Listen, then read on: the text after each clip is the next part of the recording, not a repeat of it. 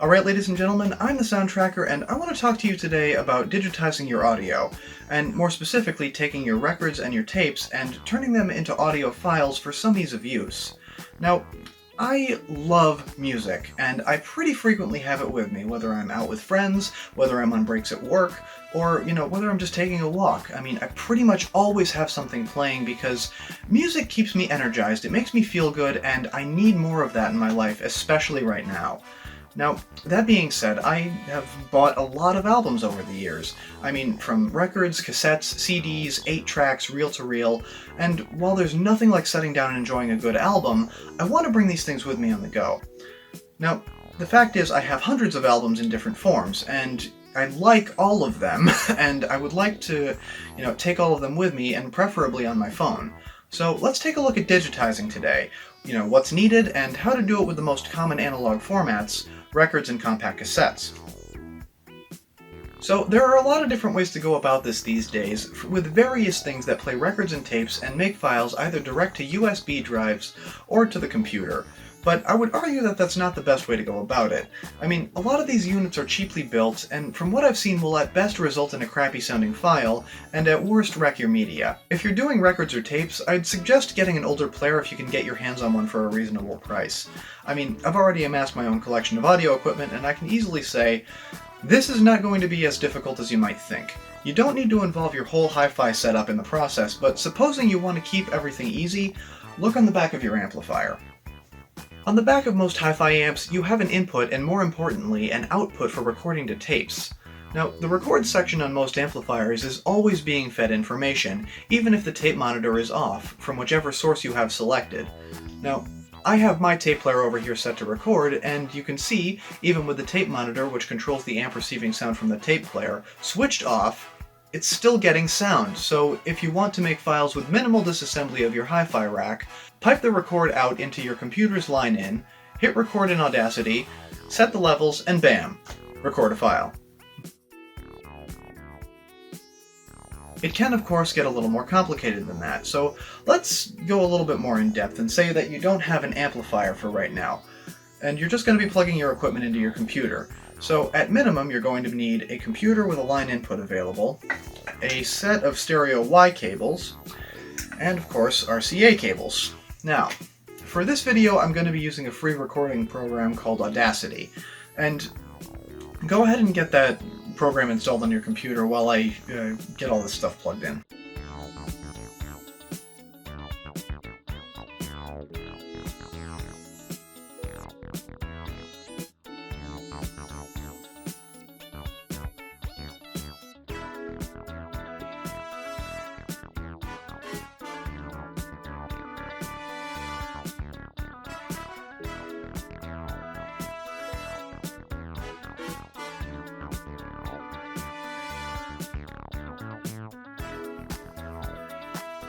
Alright, that's all set, so we're going to be starting with cassettes this time around because, these are, of the two, the easiest to do, and I wanted to show how to use Audacity and get everyone familiar with it. Now, tapes are actually the easiest to do because you don't have to do anything special to them like you do with records, which I will get into in a little bit. Alright, so this is Audacity. It's a free software program for recording audio, and it's incredibly useful for a lot of things. Now, there's a lot of options to go into here, but mainly what I want to focus on is gonna be up here. So, to start with, the drop-down menu over here allows you to select which source you're recording from, and in this case it's the line-in on my computer. And this one over here allows you to monitor whichever speakers the recording is coming out of, which for me is going to be the computer speakers there. And yes, so this slider over here is your recording volume from whatever source you happen to be recording from, and this is your playback volume, which I usually like to have set about there. So what you're really looking to do here is adjust the recording volume and make sure that the recording doesn't actually hit the top of the spectrum analyzer up here. And I'll show that in a second as soon as I can get that out of the way. There we go. Yeah. And so I usually like to have it around the -18, -21 level, because I don't like loud mastering, but that's really dependent on the source that you're recording from, and in this case it's dependent on the tape. So let's hit play over here. Let's hit record over here and hit play over there and get our levels.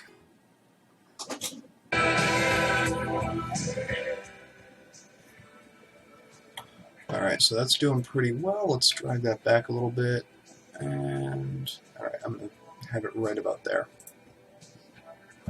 So that to me looks pretty good, and I'm going to start recording from that. So I'm going to rewind the tape. And over here is a little X. If you, for some reason, decide that this track isn't to your liking, the X up here gets rid of it, and just restart the recording from there.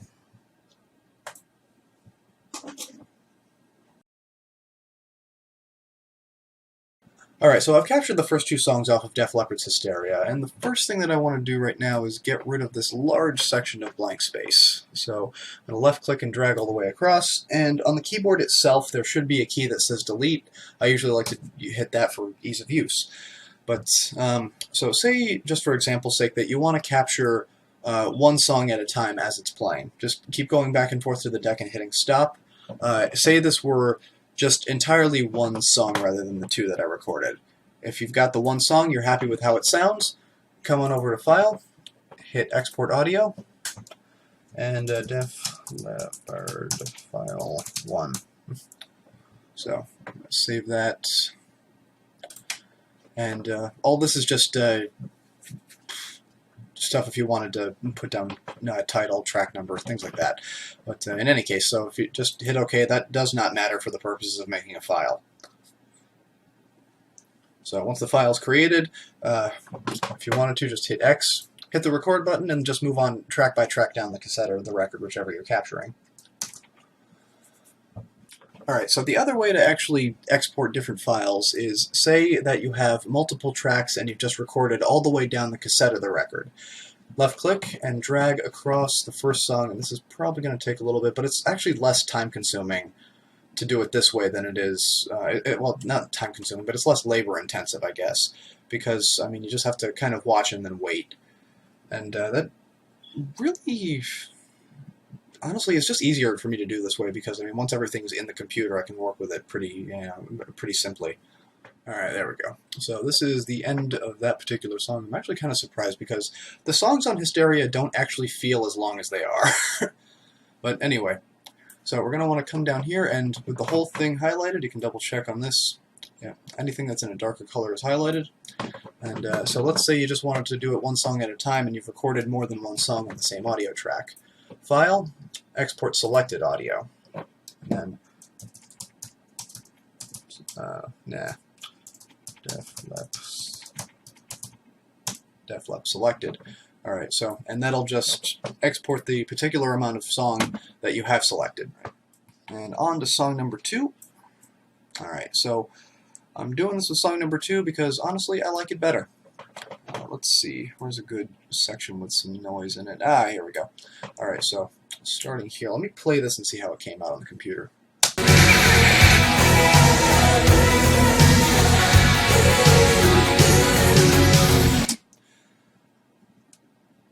So that there is why I like to record at the particular levels that I do. I record more on the quiet side because the album itself could already have a kind of a loud master, and if you need to do any kind of editing, either to the bass side or the treble side of things, it just doesn't sound right when it's fully loud, because the recording starts getting distorted, and if these peak levels right here were actually at the top, you wouldn't have any room to edit the track to make a good sounding MP3 or a FLAC file.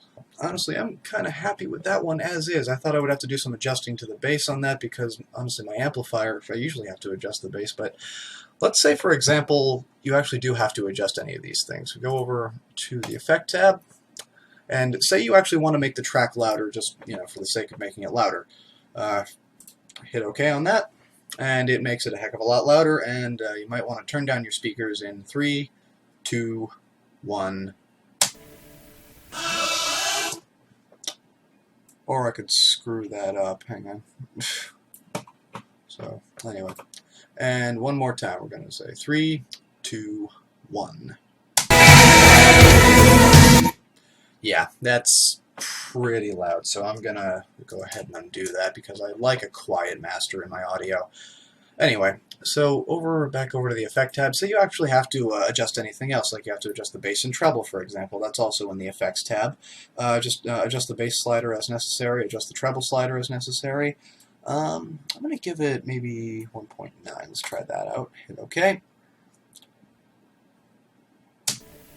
Ah! Every time with that. Jeez. Alright, back over to the 40s, because that's where I was. I have to remember to keep clicking over there. So let's try that one more time.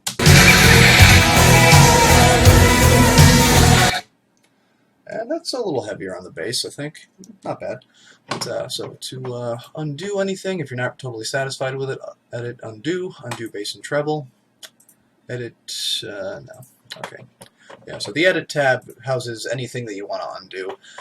Unless you're like me and you use keyboard hot commands, in which case it's Control-Z. But anyhow, so I still think this recording sounds pretty decent as is. Maybe I'll throw in a little bass, but not as much as initially put in. So bass and treble, 1.9 is a bit much, so I'm going to go for actually, let's try 0.8. Okay. Alright. And let's see, remembering that. Feels like it's adjusting both of them. Is it adjusting both of them? You see that one more time. Effect, bass and treble. Haha. Alright, no, I don't want to adjust that, please. 0. I mean, I like that it has presets, but I keep forgetting to... Gah! Alright, that does it. 0. Thank you. Alright, bass 0.8. Okay, let's see what happens. Ah! Every time. Alright, moving back over. Where was I? I was in the 40s. There we go. Let's try here. Well, I think that sounds a little bit better. You know what, I'm going to go with that. I think that sounds pretty good. So if you say you've got everything edited to your liking, File, Export Audio, and once again, def left. Alright, and just go through the motions. And then that will export it. Just realized that one exported as a WAV file, so let's go back over and see what else we can do with that. So export audio. Say you don't actually want to make a WAV file like I do. We've got so file name def lep, not a WAV. All right, so let's say you want to export as a different file type, and because MP3s are a little bit more versatile as far as being able to play them on other things. I like WAVs because they just sound better. But so FLAC files, you can do a whole bunch of things inside of Audacity, and I really like that you can export to so many file types. But MP3 is probably the most easy to use. I would prefer the quality at Insane myself because anything below that to me sounds like garbage. So, variable speed fast, yep. So everything here looks pretty well okay. Just leave that to preset, leave that to Insane, and save. And that will make a pretty decent sounding MP3 file. It'll sound a lot better than most of the MP3 files that are out there right now. Okay, so here we are in the folder where I exported everything to, and let's take a listen to the MP3 real quick.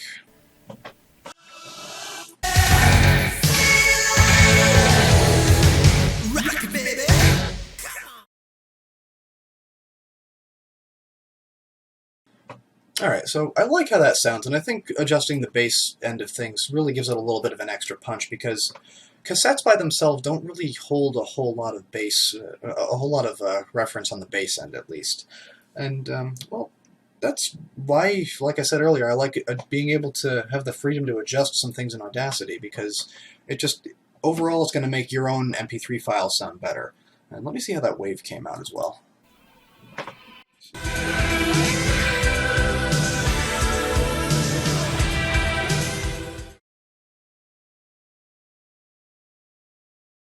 Well, I like how that one came out because, I mean, WAV files have a kind of a girthier file type where they have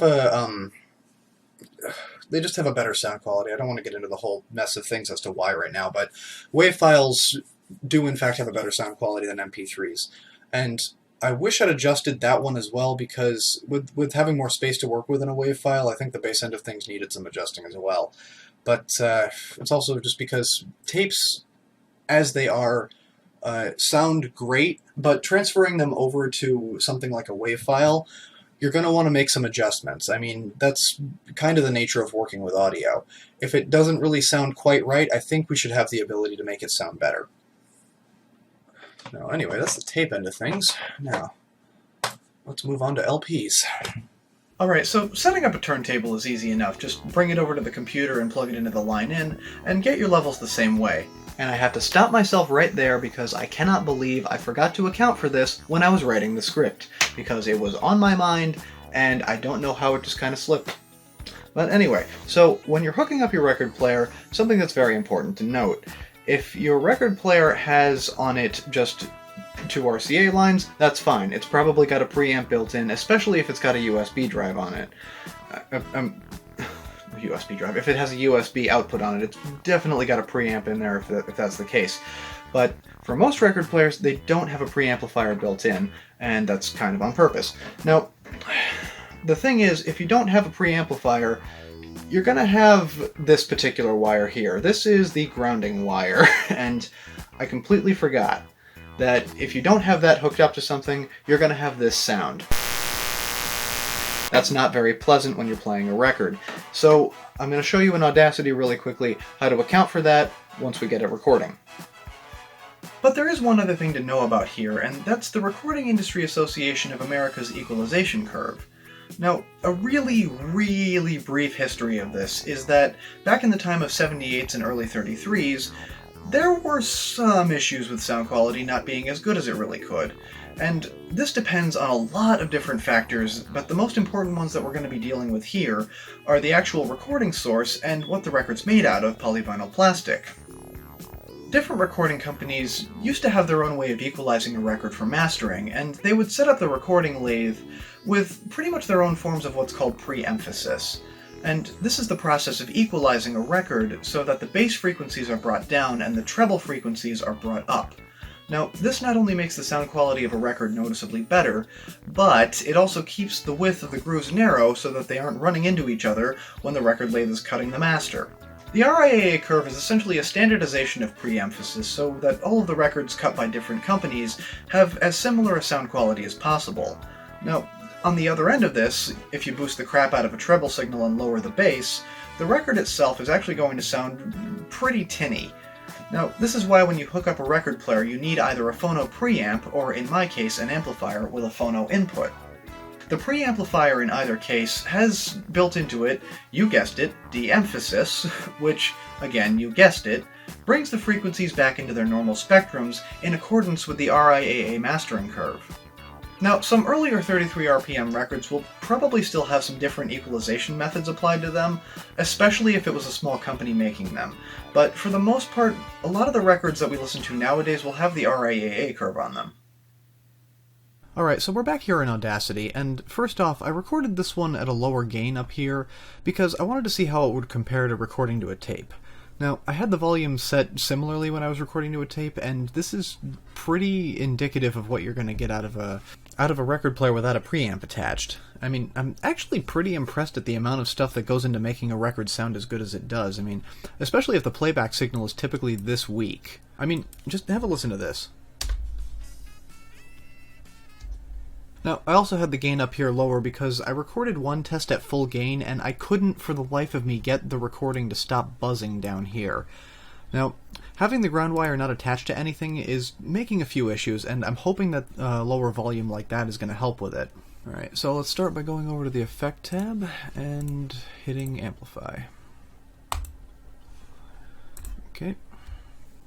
And now that we can see what we're working with over here, this right there is the buzzing from the ground wire not being attached, and have a listen to that. Yeah, that isn't at all how you want it to sound, so we're going to have this highlighted section here. Come back up over to the Effect tab, come down to, there it is, Noise Reduction, and hit Get Noise Profile. Alright, now click away from the highlighted section here, come back up to the Effect tab, where is it? Noise Reduction. And all this looks appropriate. Hit OK.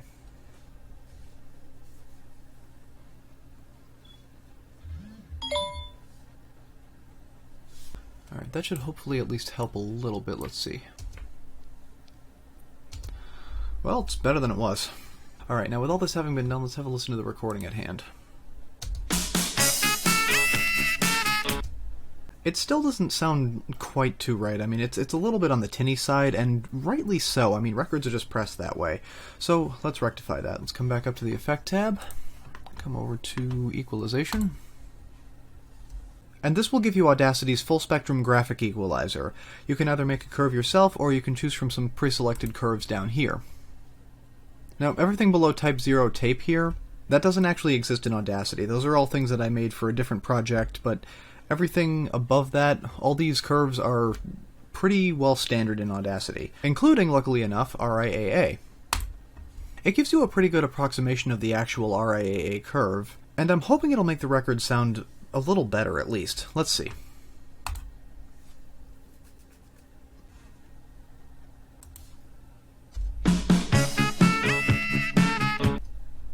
Well, I mean, it still sounds a little off, but overall it's not actually a bad approximation of how it should sound, given that this is working from the raw record.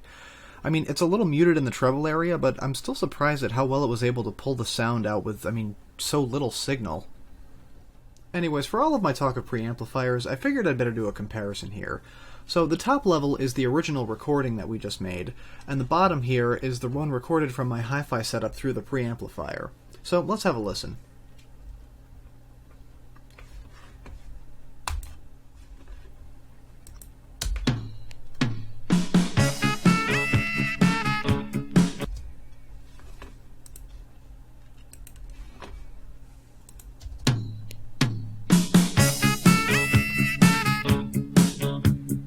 You know, this has taught me a lot about not assuming everything is going to go as planned in production.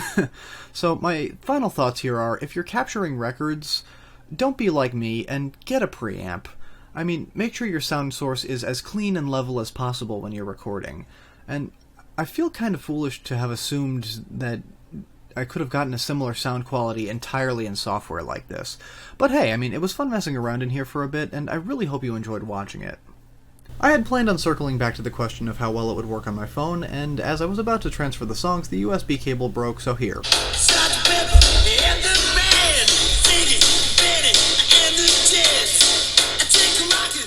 Thanks for watching, and if you liked this video and it was at least somewhat helpful to you, you know what to do.